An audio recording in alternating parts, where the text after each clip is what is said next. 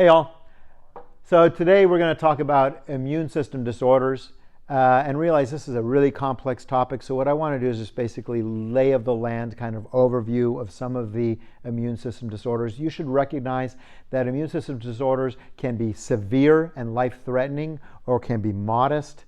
And so I want to give you kind of some sense of how these develops, just to give you a sense of kind of what can go wrong with the immune system. Not at all to give you a sense of all the things that can go wrong, but just some of the possibilities that are out there so that you can understand basically the way the system works. And we'll also be talking about autoimmune disorders. Remember, autoimmune disorders is when your immune system is implicated in injury to yourself. So your immune system is misidentifying something as a threat or otherwise attacking you or attacking something that doesn't need to be defended. I guess I might as well start with something severe to give you a sense of how bad this can get. There is something called severe combined immunodeficiency disease, SCID. And this is actually the case of, say, a baby that is born without either B cells or T cells. So no adaptive immune system. And you can imagine that the effect of that is that this individual is severely vulnerable to any kind of possible disease or pathogen, right? It used to be the case that when a baby was born like this, they didn't have a very long lifespan. Or if they did, it was a boy in the bubble kind of scenario where you took this baby, immediately isolated them from any possible pathogens by putting them in a sterile environment in a plastic container, and they would have to live their life in that plastic container. There was a famous case of that in the 80s, or maybe it was the 70s, and I don't know, maybe you could look it up on YouTube, but John Travolta was in a film, maybe by that title, when he was like 17, 18 years old, that basically was about a boy being raised where he had severe combined immunodeficiency disease and couldn't be exposed to the outside environment. Okay, now we've got better at dealing with that. So now the survival rate for babies born with this severe immunocompromised disease is much better, but it's still life-threatening and highly problematic. A more modest version of this might be something like DeGeorge syndrome. DeGeorge syndrome is a genetic disorder, so basically it's a familial trait that you're born with, which is missing or inadequate T cell formation. So your thymus is compromised and you're not actually producing T cells. Now you remember T cells are important cells in your immune system. So the result of that is if you live your life without T cells, you're going to be vulnerable to a lot of infections, diseases that others might not be vulnerable to. So you're probably going to have, a little bit of a rough time with certain kinds of injuries and diseases because you're going to be immunocompromised. We've gotten better at dealing with that now. So now children will often get a thymus allograft. That is to say, they will have a transplant of a portion of a thymus from a healthy thymus into the child in order to hopefully have it start developing more functional T cells. So there's variations there on that theme of compromised immune system and capacity to produce white blood cells. Another possible issue here that we talked about was an autoimmune disease. And remember, an autoimmune disease is about your immune system not functioning properly and identifying a proper threat or responding to something that's not a threat, right? It used to be this was a pretty small amount of disease, or at least we thought it was. What I mean is if you get like a book on pathophysiology from 50 years ago, there's probably like a very short chapter on autoimmune diseases. Now we recognize that that's a much bigger problem, and more importantly is that autoimmune dysfunctions are implicated in all kinds of other disease complexes that we didn't recognize. So there were all kinds of issues that we didn't think were autoimmune disorders, but now we recognize that in one way or another, the immune system is not responding properly, and so it's actually an autoimmune disorder. And these autoimmune disorders are actually increasing. Some think that it's possibly as a result of stresses. So globally, we're seeing a rise in autoimmune disorders and diseases, and it might be from stressors like improper diet, exposure to chemicals and pollutions. We're exposed to a lot of plastics, a lot of chemicals in the plastics like plasticizers, a lot of hydrochemicals, maybe increased stress. But basically, the human body is exposed to things that it did not evolve with. And as a result of that, it may be that some of this dysfunction is a result of those exposures. There's another theory out there called the hygiene theory, which is kind of interesting, and it relates back to a point I made previously about the overuse of antibacterial agents. And that is, it could be that the immune system evolved to be exposed to a lot of different pathogens and therefore respond to them and trigger antigens. And if you don't provide it with those pathogens, if you use a lot of antibacterial agents, if you live in a more sterile environment, if you're not exposed to all these potential harms, your immune system basically then responds inappropriately. It still responds, it just doesn't respond to real threats, it responds to non-threats in an aggressive way. And so it might be that actually modern society's increased hygiene has created the groundwork for autoimmune disorders. Let's talk a little about what autoimmune disorders look like. And I'll begin again with one that's pretty serious, called systemic lupus erythematosus. Lupus means wolf, and I'll get to that in a second. Erythematosus, you might remember erythema, red blood cells, red. Erythematosus is referring to the red blotchiness that happens with this, and you can see it in this picture here. This is somebody with systemic lupus erythematosus, SLE, frequently just called lupus. Lupus is the Latin word for wolf, and the reason is that this discoloration back 100 years ago when they were identifying the disease was thought to resemble the colors and the coloration of a wolf, I guess, I don't know. But for whatever reason, they named it after the wolf. This disease can affect the skin, obviously, joints, especially joints, kidney, heart, lung, even the brain. It's really tricky because it's complex of different issues. It appears and then disappears. So you might know somebody with lupus, and they might seem perfectly healthy and happy, and then have a bout where they get very sick, and then return back and be relatively healthy. There doesn't seem to be any rhyme or reason as to when these responses come, when these bouts come, and how bad they are. The symptoms can be very mixed and very combined, but I want to talk about one in particular to give you a sense of what an autoimmune disorder looks like, and that is the joint pain. The joint pain related to lupus, and actually the skin as well, is the result of an overreaction due to an antigen-antibody complex. In other words, what happens is you've got antibodies in your body that combine with antigens, and this creates inflammation, as you know, right? And what should happen then is phagocytes, those cells that eat things up, should come in and eat that. But the phagocytes are overly aggressive. And so you can imagine if you get these antigen antibodies that will collect in certain places like your joints or your skin, and they go into your joints, and you've got antibody-antigen complexes called immune complexes that collect in your joints. Phagocytes go in there and they start gobbling and eating all that up, and they're indiscriminate, so they're eating up healthy connective tissue as well. They're doing some pretty serious damage, and the result of that is joint dysfunction, pain, and inflammation. That's one of the dynamics of lupus, and you can see how it's basically being caused by your immune system overreacting to a potential threat. Multiple sclerosis, MS, also is a major autoimmune disorder, very similar to this. In this case, it's related to myelin sheath around your nerve fibers. So, we haven't gotten to nerves yet, but take my word for it. Nerves are long strands. Around them is a fatty kind of substance called a myelin, or a myelin sheath. This myelin sheath is there to protect the nerve fibers and to allow the nerve fibers to operate more effectively by allowing the transmission of signals through those nerves more effectively. And what happens is that your immune system attacks that myelin sheath. And that creates, as you can well imagine, sclerosis, hardening. Why?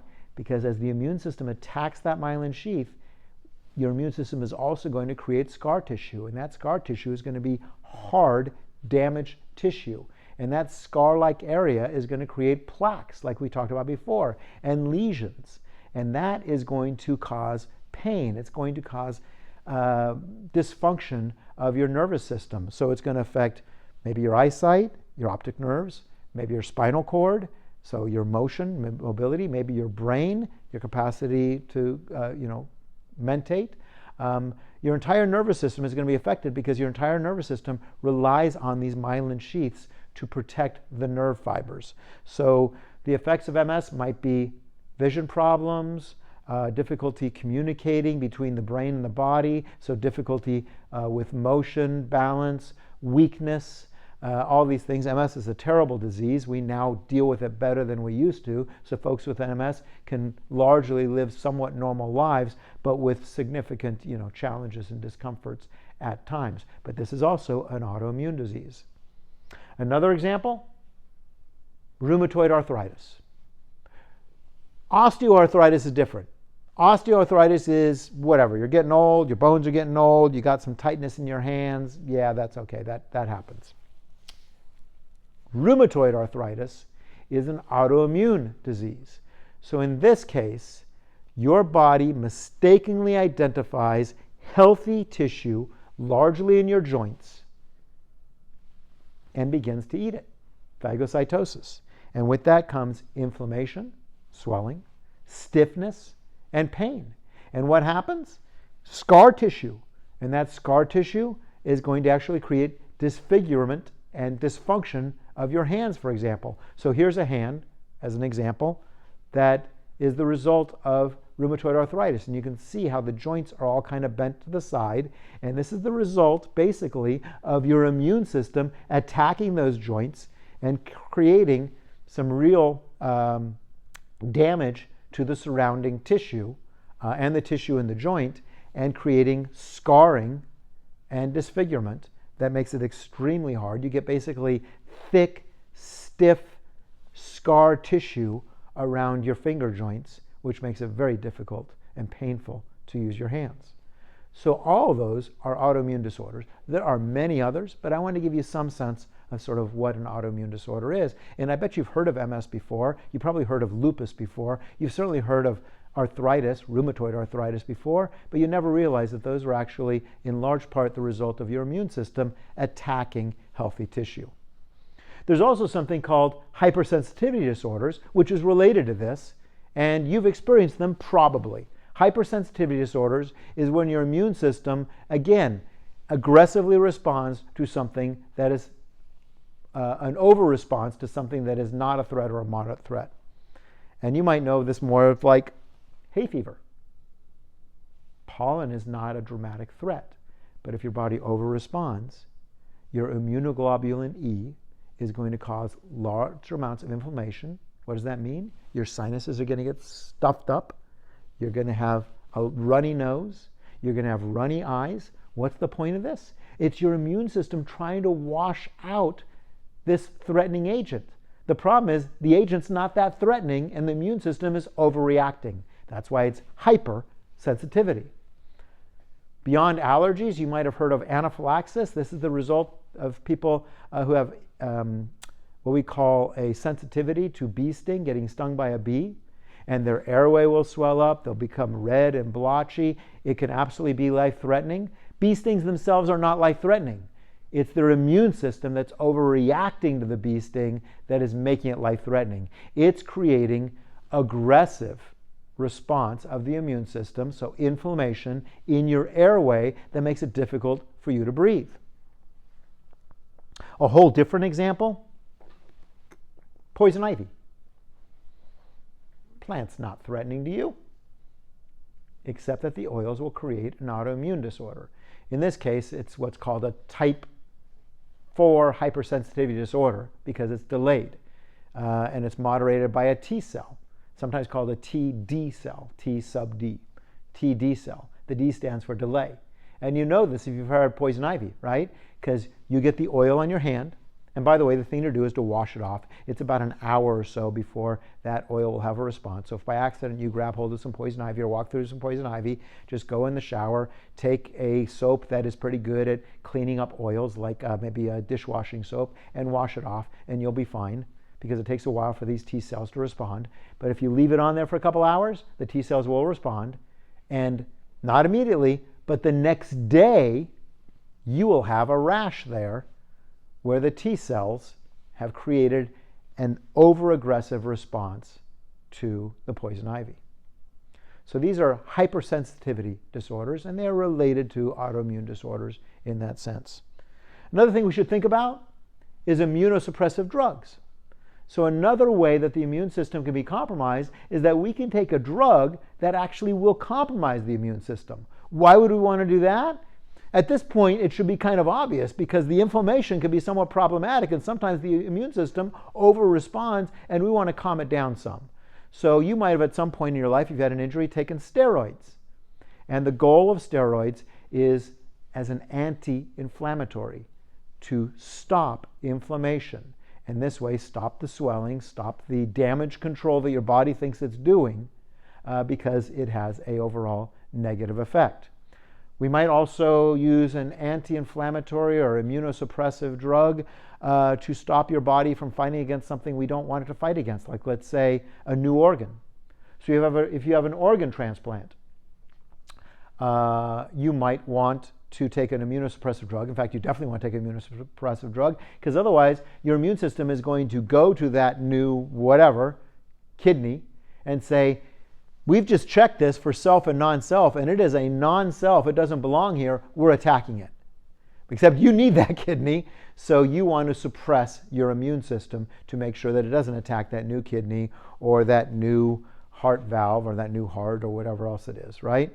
And then we might have autoimmune diseases, lupus and others, rheumatoid arthritis, the ones we talked about, where taking something like a steroid might be very helpful, because it will suppress that over-aggressive immune response that attacks the body's own tissues. The problem with this is that if you suppress your immune system, you can imagine what's going to happen. You're going to suppress your immune system, which means you're vulnerable to infections and diseases. So this is why somebody who has lupus might be able to manage their lupus by taking, say, an immunosuppressive drug, but that might also make them more vulnerable to other kinds of infections and diseases, because they have suppressed their immune system. And there are other reasons as well. Maybe somebody who had sort of a severe skin infection, had to do some surgery, might take an autoimmune or an immunosuppressive drug. There are a lot of reasons you might want to calm down your immune system's reaction. But the effect of calming down your immune system's reaction is you compromise your immune system and therefore leave yourself a little bit more vulnerable. There are different versions of these now beyond just sort of steroids, and you've seen commercials for them, because you've seen commercials for drugs that target a specific part of your immune system. These are usually called biologics, and the reason for that is they're developed from living organisms rather than synthesized from abstract chemicals. So you might have seen ads on TV for these to deal with psoriasis. That is to say, have you seen the ads where, the woman's running through the beach and she doesn't have blotchy red stuff all over her skin? Isn't she happy? Or somebody who has arthritis suddenly is able to move and dance around. Yay, isn't he happy he doesn't have arthritis? These are biologics. These are developed from living organisms, and ideally they're more targeted. So they will suppress the part of the immune system that is problematic, and ideally not harm or not compromise the rest of the immune system, so you don't get the kind of a severe effect you would get with something like a steroid. Typically these are developed, or I should say delivered through injection. So this is the kind of thing that you can have mailed to your home or get to your doctor's office, and you'll give yourself an injection maybe once every couple of weeks, and hopefully it'll kind of maintain a more focused slowdown in your autoimmune response, targeted to the particular immune system that is problematic for you. So that's some of the many, many, many ways that your immune system might be compromised or dysfunctional, but I think it gives you a little bit of an overview of the ways your immune system kind of works in the complex of your wellness to both protect you, but possibly at times be somewhat problematic and need to be managed. Okay, see you in the next video.